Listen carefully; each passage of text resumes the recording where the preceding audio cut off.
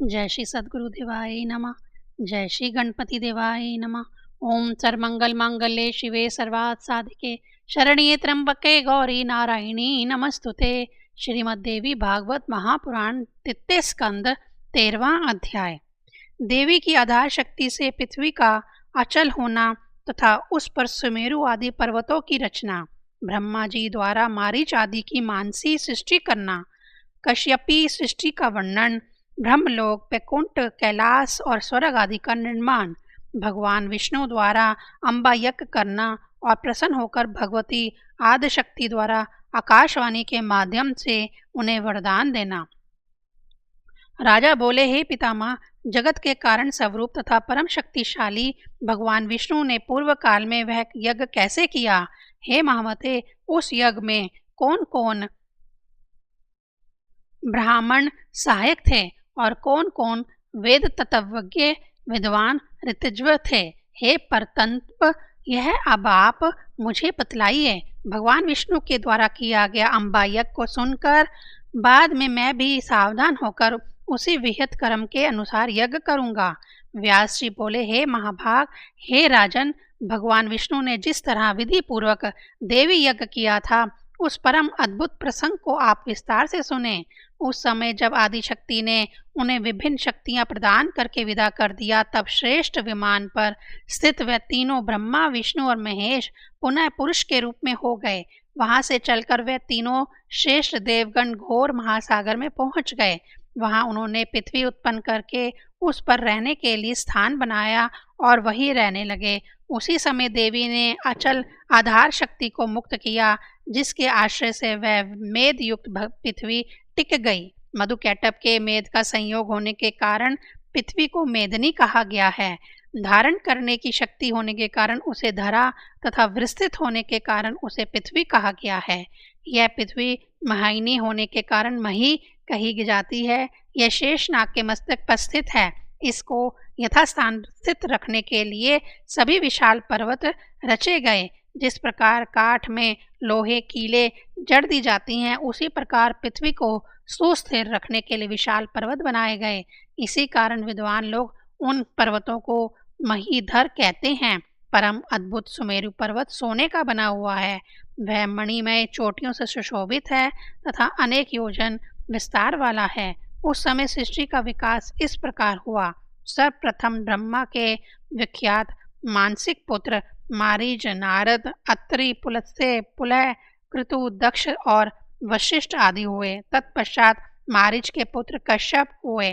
दक्ष प्रजापति की 13 कन्याएं हुई। उन्हीं कन्याओं से अनेक देवता एवं दैत्य उत्पन्न हुए। उसके बाद कश्यपी सृष्टि संसार में फैल गई। उस सृष्टि में मनुष्य, पशु और सर्प आदि योनि भेदों से अनेक जीव उत्पन्न हुए। ब्रह्मा के दाहिने आधे शरीर से स्वयंभू मनु उत्पन्न हुए तथा बाएं भाग से स्त्री के रूप में शतरूपा उत्पन्न हुई। उन्हीं शतरूपा से प्रियव्रत और उत्तानपाद नामक 2 पुत्र उत्पन्न हुए तथा 3 अत्यंत सुंदर और उत्तम गुणों वाली पुत्रियां उत्पन्न हुई। इस प्रकार सृष्टि रचना करके कमल से उत्पन्न भगवान ब्रह्मा जी ने सुमेरु पर्वत के शिखर पर एक सुंदर ब्रह्मलोक बनाया। भगवान विष्णु ने भी लक्ष्मी जी के विहार करने योग्य वैकुंठ लोक बनाया। वह अत्यंत रमणीय तथा उत्तम क्रीड़ा स्थान सभी लोकों के ऊपर विराजमान है। शिव जी ने भी कैलाश नामक एक उत्तम स्थान बना लिया, जिसमें वह भूतगणों को साथ लेकर इच्छानुसार विहार करने लगे। सुमेरु पर्वत के एक शिखर पर देवलोक स्वर्ग की रचना हुई। वह इंद्रलोक अनेक प्रकार के रत्नों से सुशोभित तथा इंद्र का निवास था। समुद्र मंथन से सर्वोत्तम वृक्ष परिजात, 4 दांतों वाला ऐरावत हाथी, कामना पूर्ण करने वाली कामधेनु, उच्चश्रवा घोड़ा और रंभा आदि अनेक अप्सराएं निकली। इंद्र ने स्वर्ग को सुशोभित करने वाले इन सबको अपने पास रख लिया। धनवंतरी, वैद तथा चंद्रमा भी समुद्र से निकले। वह दोनों देव अनेक गुणों से युक्त होकर स्वर्ग में रहते हुए शोभा पाने लगे। हे नृपश्रेष्ठ, इस प्रकार 3 प्रकार की सृष्टि हुई। देवता, पशु, पक्षी और मानव आदि अनेक भेदों से यह सृष्टि कल्पित है। अंडज, स्वजज, उद्विज तथा जरायुज, इन चारों भेदों से अनेक जीवों की सृष्टि हुई। उन सभी जीवों के साथ कर्म का बंधन लगा हुआ है। इस प्रकार सृष्टि करके ब्रह्मा, विष्णु और महेश यह सब अपने अपने लोकों में इच्छा पूर्वक विहार करने लगे। इस प्रकार सृष्टि के विस्तृत हो जाने पर आयोजित भगवान विष्णु अपने लोक में लक्ष्मी जी के साथ विराजमान होकर आनंद करने लगे। एक समय की बात है, भगवान विष्णु बैकुंठ में विराजमान थे। उन्हें एकाएक अमृत सागर में विद्यमान तथा मणियों से सुशोभित उस द्वीप का सिमरन हो आया, जहाँ महामाया का दर्शन करके उन्होंने शुभ मंत्र प्राप्त किया था। तदंतर जिन भगवती के द्वारा वे पुरुष से स्त्री बना दिए गए थे, उन परम शक्ति का सिमरन करके लक्ष्मीकांत भगवान विष्णु ने अम्बा यज्ञ करने का मन में निश्चय कर लिया। इसके बाद अपने धाम से उतरकर उन्होंने शिव, ब्रह्मा, वरुण, इंद्र, कुबेर, अग्नि, यम, वशिष्ठ, कश्यप, दक्ष, वामदेव तथा बृहस्पति को आमंत्रित करके अत्यंत विस्तार के साथ यज्ञ संपन्न करने के लिए अत्यधिक मूल्य वाली सात्विक तथा मनोरम बहुत सी सामग्रियां एकत्रित की। उन्होंने शिल्पियों द्वारा विशाल यज्ञ मंडप बनवाया और 27 महान व्रती ऋषि का वर्ण किया। तत्पश्चात अग्नि स्थापन के लिए बड़ी बड़ी वेदियां बनाई गईं। ब्राह्मण गण बीज सहित देवी मंत्रों का जप करने लगे। विधिवत प्रज्वलित की गई अग्नि में वे ब्राह्मण यथेच्छ हव्य पदार्थ की आहुति देने लगे। इस प्रकार विस्तृत होम कृत्य संपन्न होते ही भगवान विष्णु को संबोधित करके मधुर अक्षरों तथा स्पष्ट स्वरों से युक्त आकाशवाणी हुई। हे हरे, हे विष्णु, आप सदा देवताओं में श्रेष्ठतम होंगे। सभी देवगणों में आप मान्य, पूज्य तथा समर्थ होंगे। संसार में इंद्र सहित ब्रह्मा आदि सभी देवता आपकी अर्चना करेंगे। हे विष्णु, पृथ्वी पर सभी मानव आपकी भक्ति से युक्त होकर रहेंगे और आप सभी मनुष्यों को वर देने वाले होंगे। आप सभी देवताओं को वांछित फल प्रदान करने वाले महान परमेश्वर होंगे। सभी यज्ञों में प्रधान रूप से सभी याज्ञिकों के द्वारा आप ही पूजे जाएंगे।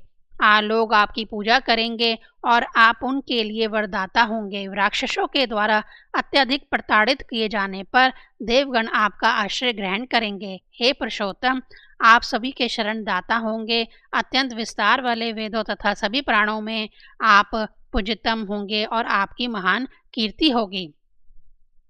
इस पृथ्वी तल पर जब जब धर्म का हास्य होगा, तब तब आप श्री अपने अंश से अवतार लेकर धर्म की रक्षा करेंगे। आपके अंश से उत्पन्न वे समस्त अवतार पृथ्वी पर अत्यंत प्रसिद्ध होंगे और महात्मा गण आपके उन अवतारों का सम्मान करेंगे।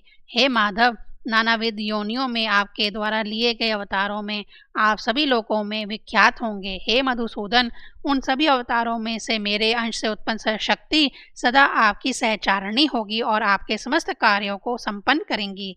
ये वह शक्ति वाराही, नारसिंही आदि भेदों से अनेक प्रकार की होगी।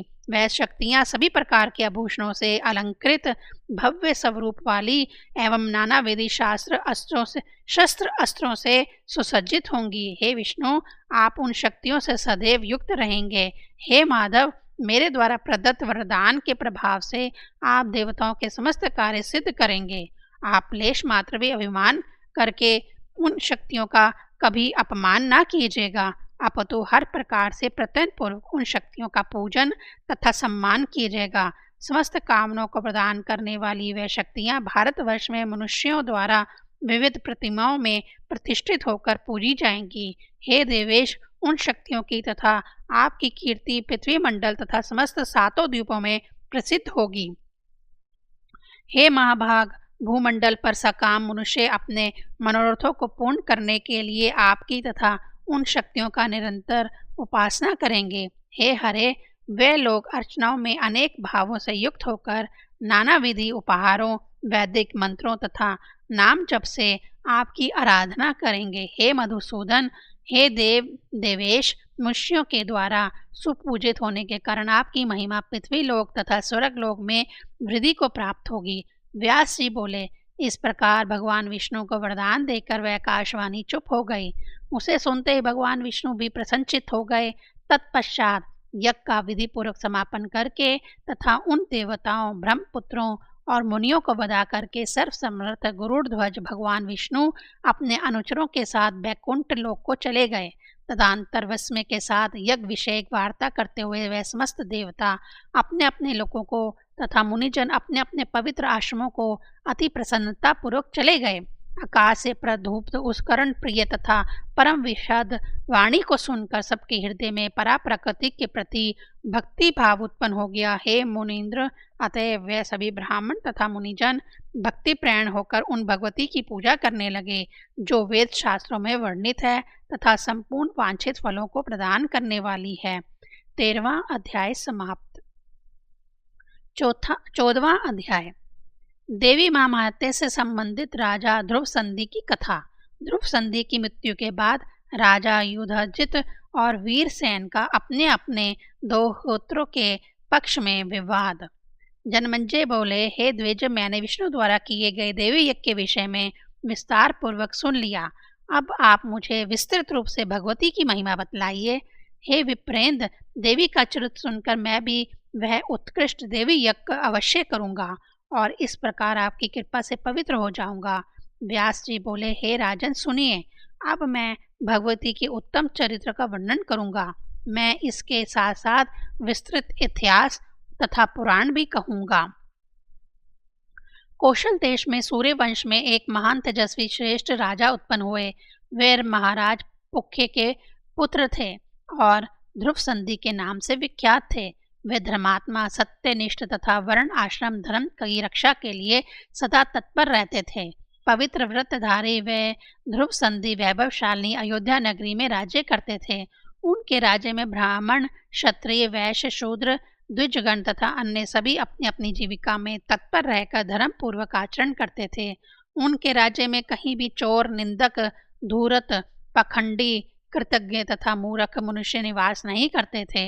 हे कुरुक्षेत्र, इस प्रकार धर्म पूर्वक राज्य करते हुए उन राजा की रूपवती तथा आनंद उपभोग प्रदान करने वाली दो पत्नियां थीं। उनकी धर्म पत्नी मनोरमा थी, जो सुंदर रूप वाली तथा परम विदुषी थी, और दूसरी पत्नी लीलावती थी। वह भी रूप तथा गुणों से संपन्न थी। महाराजा ध्रुव संधि उन दोनों पत्नियों के साथ राजभवनों, उपवनों, क्रीड़ा पर्वत, बावलियों तथा विभिन्न महलों में विहार करते थे। रानी मनोरमा के शुभ वेला में राज लक्षणों से संपन्न एक सुंदर पुत्र उत्पन्न किया। उसका नाम सुदर्शन पड़ा।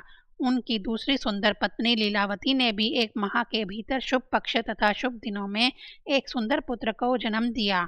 महाराजा ध्रुव संधि ने उन दोनों बालकों का जातक कर्म आदि संस्कार किया तथा पुत्र जन्म से प्रमोदित एवं उल्लासित होकर उन्होंने ब्राह्मणों को नानाविध दान दिए। हे राजन, महाराजा ध्रुव संधि उन दोनों पुत्रों पर समान प्रीति रखते थे। वे उन दोनों के प्रति अपने प्रेम भाव में कभी भी अंतर नहीं आने देते थे। परम तपस्वी उन राजेंद्र ने अपनी वैभव के अनुसार बड़े हर्षो उल्लास के साथ विधि पूर्वक उन दोनों का चूड़ाकर्म संस्कार किया। चूड़ाकर्म संस्कार हो जाने पर उन दोनों बालकों ने राजा के मन को मोहित कर लिया। वह दोनों कांतिमान बालक खेलते समय सभी लोगों को मुग्ध कर लेते थे। उन दोनों में मनोरमा का पुत्र सुदर्शन ज्येष्ठ था। लीलावती का शत्रुजित नामक पुत्र अत्यंत सुंदर तथा मृदुभाषी था। उसके मधुरभाषी तथा अत्यंत सुंदर होने के कारण राजा उससे अधिक प्रेम करने लगे और उसी तरह से वह प्रजाजनों तथा मंत्रियों का भी प्रिय पात्र बन गया। शत्रुजित के गुणों के कारण राजा को जैसा प्रेम उस पर हो गया, वैसा प्रेम सुदर्शन के प्रति नहीं था। वह सुदर्शन के प्रति मंद भाग्य होने के कारण कम अनुराग रखने लगे। इस प्रकार कुछ समय व्यतीतने पर आखेट के प्रति सदा तत्पर रहने वाले नृपश्रेष्ठ ध्रुव संधि आखेट के लिए वन में गए। वे राजा ध्रुव संधि वन में रूरू मृगों, बनैले सुअरों, गवैयों, गायों, खरगोशों, भैंसों, शार्भों तथा गैंडों को मारते हुए अखेट करने लगे। जब महाराज उस गहन तथा महाभयंकर वन में शिकार कर खेल रहे थे, उसी समय महान रोष में भरा हुआ एक सिंह झाड़ी से निकला। पहले तो राजा ने उसे बाण से आहत कर दिया। तब अत्यंत कोपाविष्ट वह सिंह उन्हें अपने सामने देखकर मेघ के समान गरजने लगा। अपनी पूंछ खड़ी करके तथा गर्दन के लंबे केशों को छितराकर अत्यंत कुपित वह सिंह राजा को मारने के लिए छलांग लगाकर उन पर झपटा। तब उसे देखकर राजा ने भी तत्काल अपने हाथ में तलवार धारण कर ली और बाएं हाथ में ढाल लेकर दूसरे सिंह के समान खड़े हो गए। यह देखकर उनके जो सेवक गण थे वह सभी अत्यंत कुपित हो उठे और रोषपूर्वक उस सिंह पर अलग अलग बाणों से प्रहार करने लगे। वहीं हाहाकार मच गया तथा भीषण प्रहार होने लगा। इसी बीच वह भयानक सिंह राजा पर टूट पड़ा। उसे अपने ऊपर झपट्टे देखकर राजा ने खड्ग से उस पर प्रहार किया। उस सिंह ने भी राजा के समीप आकर अपने भयानक तथा तीक्ष्ण नखों से राजा को क्षत विक्षत कर डाला। नखों से प्रहार से आहत होकर राजा गिर पड़े और उनकी मृत्यु हो गई। इससे भी सभी सैनिक और भी क्रोधित हो उठे। तब वह बाणों से सिंह पर भीषण प्रहार करने लगे। इस प्रकार राजा ध्रुव संधि तथा वह सिंह दोनों मर गए। तदंतर सैनिकों ने आकर मंत्री प्रवरों को यह समाचार बतलाया। राजा के परलोक गमन का समाचार सुनकर उन श्रेष्ठ मंत्रियों ने उस वन में जाकर उनका दाह संस्कार करवाया। वहीं पर गुरु विशिष्ट ने परलोक में सुख प्रदान करने वाले सभी श्राद्ध आदि परलौकिक कृत्य विधि पूर्वक संपन्न करवाए। तदंतर प्रजाजनों, मंत्रियों तथा महामुनि विशिष्ट ने सुदर्शन को राजा बनाने के उद्देश्य से आपस में विचार विमर्श किया। श्रेष्ठ मंत्रियों ने कहा कि सुदर्शन महाराज की धर्म पत्नी मनोरमा के पुत्र हैं, शांत स्वभाव वाले पुरुष हैं तथा सभी लक्षणों से संपन्न हैं, अतः ये राज सिंहासन के योग्य हैं। गुरु विशिष्ट ने भी वही बात कही कि महाराज का यह पुत्र सुदर्शन राजपद के योग्य है, क्योंकि बालक होते हुए भी धर्मपरायण राजकुमार ही राज सिंहासन का अधिकारी होता है। वयोवृद्ध मंत्रियों के द्वारा इस प्रकार विचार विमर्श करने के उपरांत यह समाचार सुनकर उज्जैनी नरेश राजा युधिचित शीघ्र ही वहां आ पहुंचे। लीलावती के पिता युधाजित अपने दामाद की मृत्यु के विषय में सुनकर अपने देवता के हित की कामना से उस समय शीघ्र पूर्वक वहां आए। उसी समय सुदर्शन के हित साधन के उद्देश्य से मनोरमा के पिता कलिगंधीपति महाराज वीरसेन भी वहां आ गए। सेनाओं से संपन्न तथा एक दूसरे से भयभीत वे दोनों राजा सेना के अधिकारी का निर्णय करने के लिए प्रधान अमात्यों के साथ मंत्रणा करने लगे। युधाजित ने कहा कि इन दोनों राजकुमारों में ज्येष्ठ कौन है? ज्येष्ठ ही राज्य प्राप्त करता है, कनिष्ठ कदापि नहीं। उसी समय वीरसेन ने भी कहा, हे राजन, मैंने शास्त्र विदितों में ऐसा सुना है कि धर्म पत्नी का पुत्र ही राज्य का अधिकारी माना जाता है।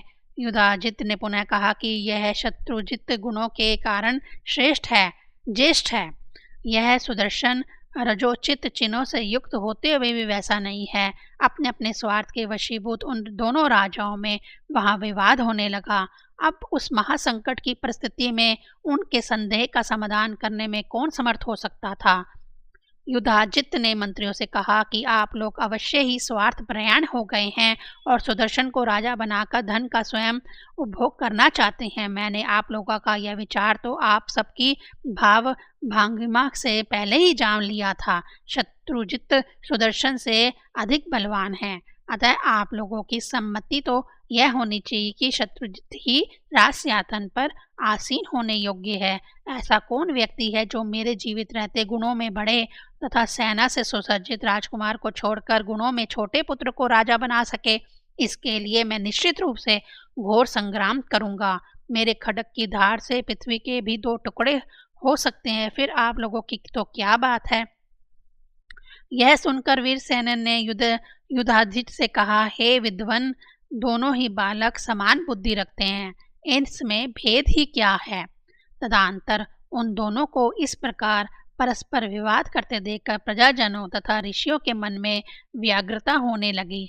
तब एक दूसरे को कलेश पहुंचाने के लिए उद्यत तथा युद्ध की इच्छा वाले दोनों पक्षों के सम्मानत सावधान होकर अपनी अपनी सेनाओं के साथ वहां आ पहुंचे। उसी समय महाराज ध्रुव संधि का मृत्यु का समाचार सुनकर श्रृंगेवेरपुर में रहने वाले निषाद गण राजकोष लूटने के लिए वहां आ गए। दोनों राजकुमार अभी बालक हैं तथा वे आपस में कलह कर रहे हैं। यह सुनकर देश देशांतर के चोर लुटेरे भी वहां आ गए। इस पर वहां पर भारी कलह उपस्थित हो जाने पर युद्ध आरंभ हो गया। विराजित तथा वीरसेन भी युद्ध के लिए उद्यत हो गए। 14वां अध्याय समाप्त। ओम ऐं ह्रीं क्लीं चामुंडाय विच्चे।